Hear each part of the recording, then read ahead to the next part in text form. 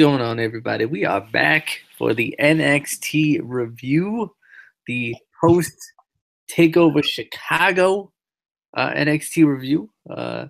We skipped last week because I don't remember why we skipped last week, but we did. I think we had already done the predictions, so it didn't matter to do the review. Oh yeah, true.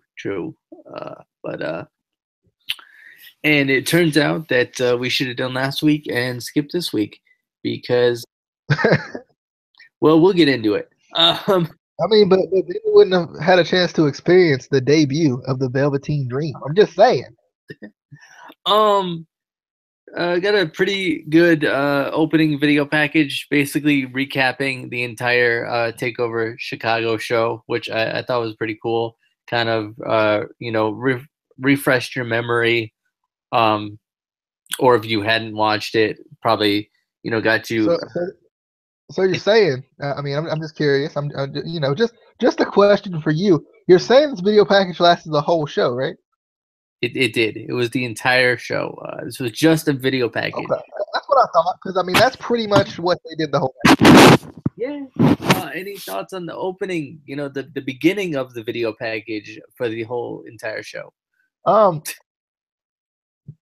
really. It was a good video package to like kind of recap it. And as much as I am acting like I don't care, the post NXT like takeover review shows that they do, I'm not opposed to it as an idea. Just because like I feel like it makes the pay-per-view feel, or the special event, or I don't know what we're calling it nowadays, but it makes it feel like, I'm gonna forever call it pay-per-view. So it makes the pay-per-view feel like it's more important that they that you have this big recap. Let's just say you didn't watch the show, you just didn't have time. I mean, there's a lot of WWE content, especially in that one weekend anyway. So like, let's just say you don't get to watch the show and you just happen to see this NXT show. Like, then you know everything you need to know without even actually having to watch the show. So yeah, I mean, you did all you need to do in less than half the time that it would have took you to watch the show anyway. Now I would. So only thing I don't like about this is, and we've talked about this before, I'm fine with the NXT Takeover review shows, especially the week after Takeover, because we too have to remember that NXT doesn't build feuds from the very next show anyway. So really, that show's a throwaway anyway. But I would say too, the only thing about these is it doesn't make sense from a already on the network standpoint. And we talked about that before, where the pay-per-view is already there for you to watch. You don't really need a whole show dedicated to basically recapping it, but I feel like it's still a good idea. I don't know how it would go with like main roster stuff, just because it's longer. I feel like an hour to recap it is, that's not necessarily an issue, but that's just me. I don't know, and I feel I know you don't like it, but I don't, but for like, I get that. Yeah, they don't start feuds right after the takeover, but for like certain things, I think they should do more, like jump right into, like, for example, the heel turn with DIY. I feel like they dropped the ball. They should have done something on this show. I agree. You shouldn't have to wait a week for that to happen. Yeah, especially. Well, and I expected. I don't know about you, but I expected there to be like an interview with one of the two, at least. I mean, because you don't have to like dive right into it, but at least there's some sort of reaction to it, and it keeps it in your mind. Besides just the the recap of it. Yeah, I feel like they dropped the ball with that. But where they picked up the ball? They picked up the ball with Aleister Black versus Kurt Hawkins. This was a rematch from a main event match 2 weeks ago. I guess Kurt Hawkins wanted to get killed again. And I'm pretty sure I've said this multiple times, but Aleister Black needs to be in the NXT title picture, like right now. But now, like right now, get that man the title. Do it now. But yeah, This wasn't a terrible match, I didn't think, but it was still a jobber match. Like it wasn't like a completely one-sided match, but we knew Alistair was gonna win. So like, yeah, yeah, yeah. DJ. Yeah, I agree. I'm not opposed to seeing Kurt Hawkins in NXT, but I know this was like I don't think this was like a full-time thing. I think it was just a one-time thing because of that spinoff match on main event. Now, I wouldn't be mad to see. I think that he would do a lot better in NXT, but I don't think that's necessarily going to happen. But I kind of like that they incorporated main event in this because rarely ever do they incorporate main event into anything anymore. So and that's one of my issues too is like main event feels like there's no reason for it. I don't know if you feel like that as well, but I feel like there's no reason to have an extra show called main event if they're not gonna promote it or act like it's actually a real show. Because a lot of times, like I want to watch main event because I know there's some talent on there that don't always get showcased on the main roster, and it's a good place to build those, to build those certain talents. But I feel like they don't promote it enough. They don't act like it's still a show or it's relevant enough for you to really care about it. So like I wish they would do something more with main event, but as far as the match is concerned, I liked the match for what it was. I think it was very similar to their main event match. I don't know if I watched their main event match completely. I think I just happened to see that it happened, but I don't know. Like it was a good match. I just don't know. I think the only thing that confused me about this is what are they going to do with Aleister Black? Because you would assume he'd be on the next takeover. So I guess the only thing that confuses me about this is they're not going to put Kurt Hawkins versus Aleister Black on a takeover. So what's the plan with him? He going for the title. He going for that title. Yeah, he is. He going for But that. then again, I mean, I guess who's left? Surprised if he did, he would lose. But I wouldn't be surprised if he did. Nah, he ain't gonna lose. He gonna win. He gonna win. He gonna win. Yeah, I don't know. I mean, there's a bunch of guys that I can see him having good feuds with in NXT right now, but like I can see him having a good feud with like um with Drew McIntyre. I think they could have good matches. Cassius Ono, he could have a good matches with. But as far as like shows like main events and superstars, I think those would be good shows like to kind of watch just to kind of refresh your palate away from like Raw and SmackDown.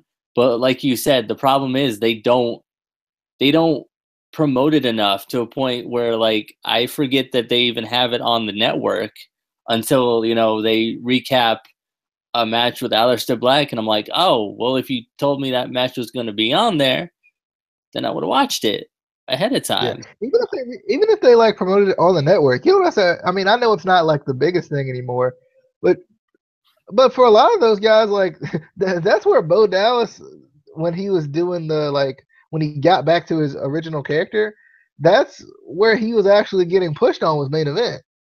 Yeah, but I don't know. Anyway, we got a recap of the NXT Tag Team. Oh, did we now? We got a recap of what? We did. We in fact got a recap. Now, when I was talking to Amy, after Takeover, and she had said that she saw the heel turn coming a mile away. I disagreed because I did not see it coming. DJ, did you see it coming a mile away? Um, no, like this was done very well, and even me watching it back and knowing it was gonna happen, like I like literally decided to like watch it back during this video package and kind of see if there was any like because a lot of times with these turns, like there's something that you see usually that like tells you he's gonna turn on him. I didn't see it. Like he did it. Like Ciampa did an amazing job. Gargano in the same way. did an amazing job at just playing the whole we're going to the main roster type. Nah, see you guys later on the main roster. Yeah, like the fans like the adulation, all that. They played that up very well, and then he didn't even do anything until they got to the top of the ramp. Only thing that would have clued you in on it, I felt like, was Ciampa's facial expression right before he turned on him. But then again, like that's what he's supposed to do. I didn't see it coming at all. I mean, like I said, even even watching the show live, like I walked away because I thought the show was over. I thought they were just gonna have the little like, this is our last match thing, like that NXT, the big NXT stars usually do. And no, like I didn't see it coming at all. Like long story short, or short story long, whatever. I didn't even see it coming at all, not at all. And Yeah, I like Ciampa's face there at the end though. Like I like that he's kind of getting back to Sicilian psychopath type stuff again yeah, because yeah. I like that stuff. But yeah, I mean, I did watch it back, and there was a few little things I was like, okay, you could kind of take that a little bit from that, but yeah, I didn't see it coming when it happened. Um, I'm curious though. Didn't they call this DIY or whatever, like DIWHY? yeah, I saw that. I was like, ah, I see what you did there. I see it. And I like that. But I think the issue was they promoted it like there was going to be some sort of explanation or some sort of reaction to it. And then it was nothing. And I'm like, no. That was one thing because I was expecting something like an explanation or like an interview or something, and then they like nothing. They didn't talk about it at all the rest of the show, and I'm like, but you said the DIY, bruh. But yeah, but I liked the recap. I'm not sure if it's just how they edited it or if I'm gonna have to watch the match again. But this recap made this match feel incredibly epic. And like I said, I'm gonna have to watch it back to see if it was as you know. Obviously, watching it live, it's gonna be awesome. But to watch it back again, I'm gonna have to see if it was as good as this video package kind of made it out to be. Um, and then it showed the attack again on Johnny after the match. I love Tommaso just sitting on the announce table above Johnny while they're putting him on the stretcher. I thought that Yeah. was it. Kind of brings out the, like you said, the Sicilian psychopath kind of a thing. I'm definitely excited to see where they go with this feud. And I think it'll work really well because obviously they know each other so well that they could have really good matches, really good storyline. Any other thoughts on the match or the heel turn or anything? No, I mean not really. I think that was my only issue is the DIY thing. Like that confused me. And I was like, bruh. DIY, you confusing us though. Um, and then we get a kind of a sit down interview with Ember Moon sitting in the arena. This was before Takeover.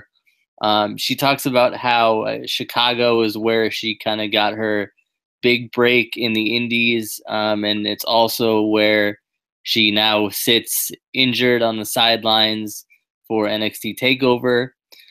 She said she wanted Asuka to retain the title so that she could be the one to beat her and take the title that is so near and dear to her. Then we got a little bit of a recap of the women's championship match. Kayla Braxton interviews Asuka, asking her kind of what's next for Asuka. Asuka says no one can stand toe to toe with her, and the title is hers. Any thoughts on the either interviews or the recap? I like the Ember Moon, like the Ember Moon little interview or promo type thing. I felt like the placement was odd. Like it felt like this should have been something they showed. Because I might have missed it. I don't remember them showing this during the show. I remember them showing her.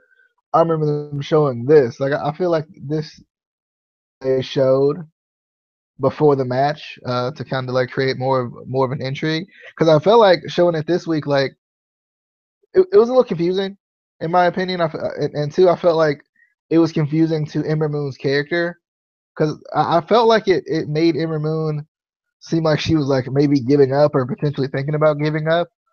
So that kind of confused me a little bit. But the Asuka promo, it's kind of now what we've known to see as the typical heel Asuka promo. No one can stop me. No one's gonna stop me and all of that. I mean, best in the world, obviously. But I I guess I'm just trying to figure out, what's the plan with this because I don't know how long Ember Moon's gonna be out. I would assume she'd be back by Takeover, the next Takeover, which is in what August, I think. If I'm not mistaken, SummerSlam weekend. So I feel like she'll be back. But Yeah. I also don't like that they didn't even do anything with Ruby Riott or Nikki Cross. Like, didn't get their thoughts or anything on not being yeah, able to. that's true. And two, I think one of the big issues with that is it completely cuts off the build for Yeah, those two. Like I'm fine with and like it takes them out of it. Like I get it that they were both were pinned, but I feel like they should have also had a reaction. I'm gonna try my best to get back to the title. Nikki Cross probably saying Oscar, NXT Women's Champion. Something, whatever. But anything like just to keep them in the fold because that's what we've talked about before. That's one of the biggest issues with. I mean, I'm not gonna not specifically NXT, but just period with WWE is like you got the top. Like, don't do that. Stop doing that. Stop cutting off everybody but the two top people. yeah, And that's what they did here. They cut off Nikki Cross and Ruby Riott. So now we're like, well, we know they're not gonna win the title. yeah, Not now, at least. Not right. Not right at this moment or at the next takeover. yeah. Then we got the Velveteen Dream. He coming up next. We got that reminder that he coming, he coming. And we got a recap of Roderick Strong versus Eric Young. Kayla again. She was working hard tonight. Kayla, she asked Roddy how it feels to be the first person to pin EY in NXT. Any thoughts on this interview or the recap? I mean, hold up, Casey. First off, you putting all this stuff together, like you putting all this stuff together. But if I do that, I'll never hear the end of it. It was Anyway, all in the same thing. It was the same segment, bruh. It was it won't. It won't. Last time I checked, Roderick Strong was different than the Velveteen Dream. I'm just saying. Okay, But I'm sorry. Do you have any thoughts on no, a screen that said Velveteen Dream coming? well, you know what? And it's fine. It's fine because I mean it's more efficient this way. Like I tried to explain to you No, that no, no, no, no. Let's go back. try your best to not say it is. Do you have any thoughts on the Velveteen Dream overlay that they had on the screen that No, I literally don't. said nothing else? I really don't. No. Any thoughts on the recap of Roddy and EY? Yeah, it was a recap of Roddy and EY was what it was. And as far as the interview was concerned, I liked it. I liked it. I like Roddy, bringing up the reasons why he was so focused. I like that. I always like, and I think I say this every time I see him, but still, like I guess, somebody new might watch and they might be like, I've actually, you know what? I've actually never heard you say that. So I like the WWE.com exclusive interviews. Just because like they're not as scripted as like the normal typical backstage interview. So I like that they do those. They should do more of those. Thanks. Yeah, and they exclusive to WWE.com, except when they show them on the network. That isn't WWE.com, so it's not exclusive. I'm just saying it's not exclusive if you're gonna show it. They gonna change it now. They're gonna change it to WWE.com instead of WWE Network, and we just gonna be confused. So wait, I was already on the website, but then I gotta click a link for a different website, but it's the same. I'm so confused. Then oh god, we get Velveteen Dream versus Robert Anthony. Did DJ take this match? Bruh, I can't with this man. Um, I like it. Just because of the I like the amount of effort Patrick Clark, or sorry, the Velveteen Dream is putting into this. Like I do. Because this is a character that, like, especially if Patrick Clark, I don't even know how to say this. But I mean, screw it. Especially if Patrick Clark is not the person behind the character, I love the amount of effort he's putting into it. Like, I love that he is at least trying his best at it, because I feel like this is a hard character to pull off, but I think Patrick Clark has enough charisma and knows enough. Like, I think he would study it enough, or study the right people enough to make this work. And I felt like he did a good job with it. Like, I mean, it was over the top as it should be. It was very over the top as it should be. I just want to see kind of where they're going to build from this, because at first they started something with it and then they took it away, and now they're kind of re-debuting it. And usually when they re-debut something, especially in NXT, which is why I try my best not to get upset about them re-debuting the same thing, is usually they're setting them up for a push. Unless you're heavy machinery, then they're going to take you off of TV for a month and then set you up for a push. But I don't know. Like, I like it though. Like, I like the character, as far like, it's something different and something unique. And I've said this before, because we have to remember that it is WWE developmental. Some of these characters are not supposed to work. They're supposed to be test runs so they don't have to try to like force ratings out of the main roster by doing something ridiculous. So I don't know. Like, I mean, I'll give it a chance. I gave Aaron Rex a chance. I did, and I loved it. So I'll give this a chance too. I don't know. I don't know if they'll go all out like they did with Aaron Rex. What was it about? Like, what was it about Aaron Rex that was so good? I think it was a combination of everything. It was a lot of, like, his promos and stuff. So they gotta make sure that they let Patrick Clark talk, because I think sometimes NXT gets away from that, letting the superstars talk. So, but I liked it. Obviously, the Velveteen Dream won with a pretty nice elbow. Like, I mean, he could hit it a little bit more solid, but it was a pretty nice elbow. And like, I like the showmanship at the end with the kissy face or whatever. Like I said, I'm going into this with an open mind. With this kind of character, you kind of have to. Bro, is your mic like falling off, or are you like moving awkwardly? Cause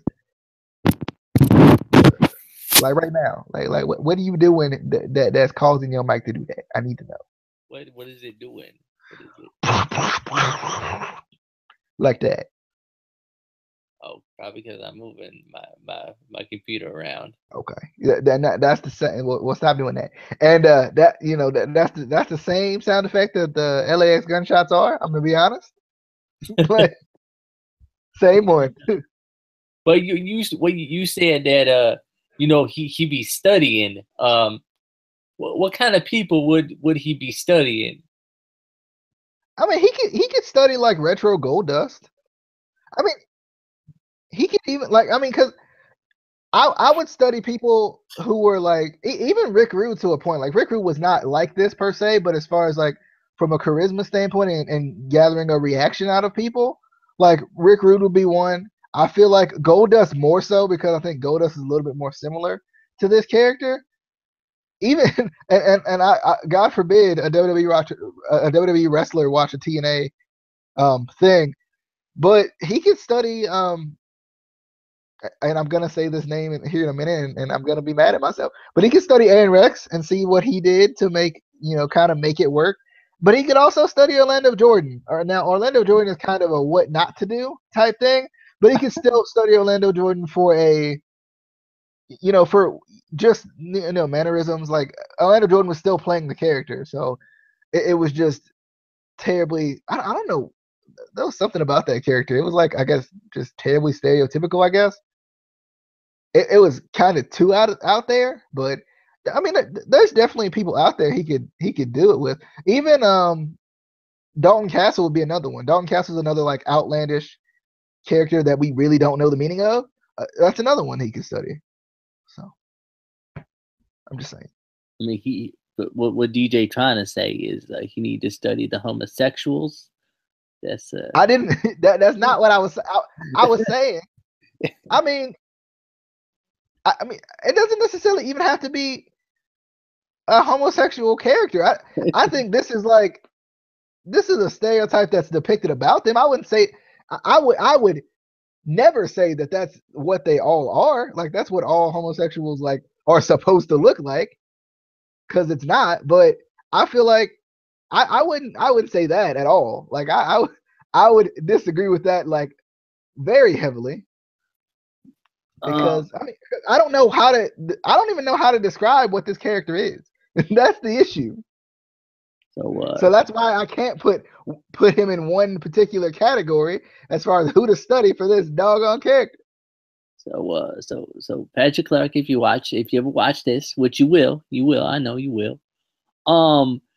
Go watch Orlando Jordan and do everything that he does. Do it all of it, especially the caution tape. Do the caution tape. See, and I'll be honest, like I hate the caution tape, but like I wouldn't even be mad if they did something similar to that, because that would get this. I feel like, ironically enough, that would get this character over, at least in some form or fashion. Yeah. You really boo this character? Like, is it wrong to boo this character? I feel like someone would get offended. I was gonna say butthurt. Now it's gonna be the wrong word.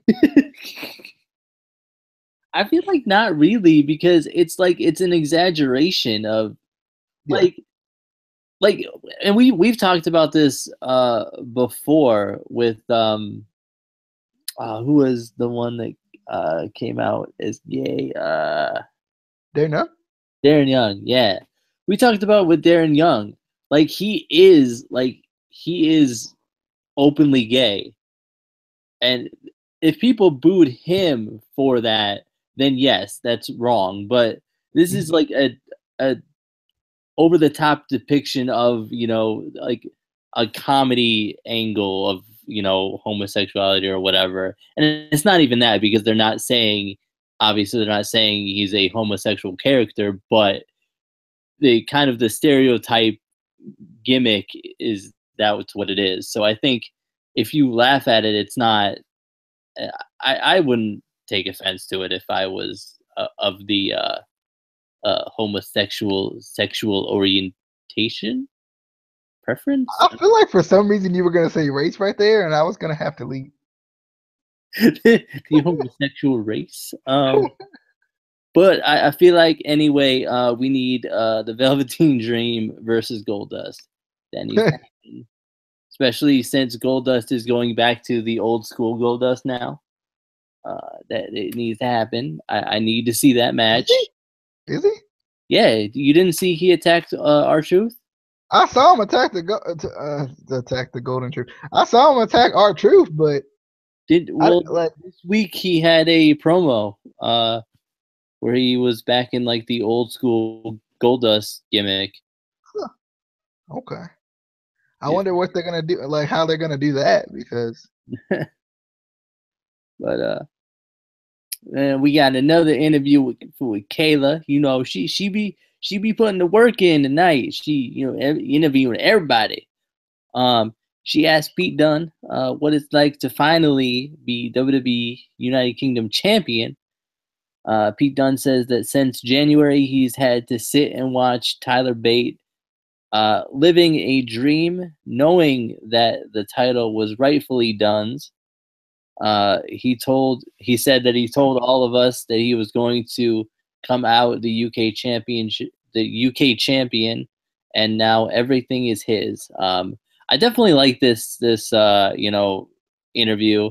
I'm excited to see what they do with Pete Dunne as champion. I just hope we see him more necessarily than we did Tyler Bate, because I feel like that's one of the problems. Like I really liked Tyler Bate as champion. I feel like we just didn't see him enough on TV to really kind of get behind the title run. But any thoughts on the interview? Yeah, I thought it was nice. It was a good interview as far as like it felt like it was it felt like it was heel, but there was also that realization of I've kind of reached where I wanted to reach to. So I like that. I thought it was good. I like Pete Dunne, so I was a fan. Yeah. Then we got that NXT Championship recap where Hideo lost because Hideo DJ. Yeah, he did. That's about it.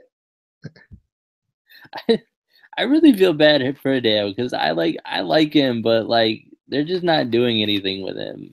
Like, bruh, at least put him up to the main roster. Come on now. We know you're not going to give him the NXT title. Just put him up to the main roster. Then we get. I can't believe this was actually the main event of NXT. Bruh. Drew McIntyre versus Wesley Blake. And now apparently Wesley Blake is just the generic heel cowboy character, I guess. Cowboy. I don't know. Like, Oh, dude. I do want to see both Blake and Murphy kind of do well and be pushed as serious competitors in NXT. But putting them in jobber matches like this is not the way to do it. And granted, this wasn't completely a jobber match. I felt like it was, pretty competitive. It wasn't like, Drew McIntyre just killed him, but you knew Drew McIntyre was going to win. Like, there was no surprise there. But I don't know. I just felt like this wasn't main event match material. I don't know. Any thoughts on the match?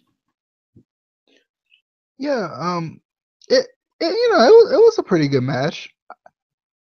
I'm glad to see. I'm glad to see him again. I still think Buddy Murphy's better, but Yeah. I'm glad to see Wesley Blake his own gimmick now. The one that got his own gimmick, right? What's that? Before, or which one got their own gimmick before? One of them stayed in the same doggone gimmick, and I hated them forever. And yeah, okay, yeah, he got well, he was the one that got his own new gimmick, but I didn't feel like it was main event material either. It didn't really feel like the main event. Like I like Drew Galloway. I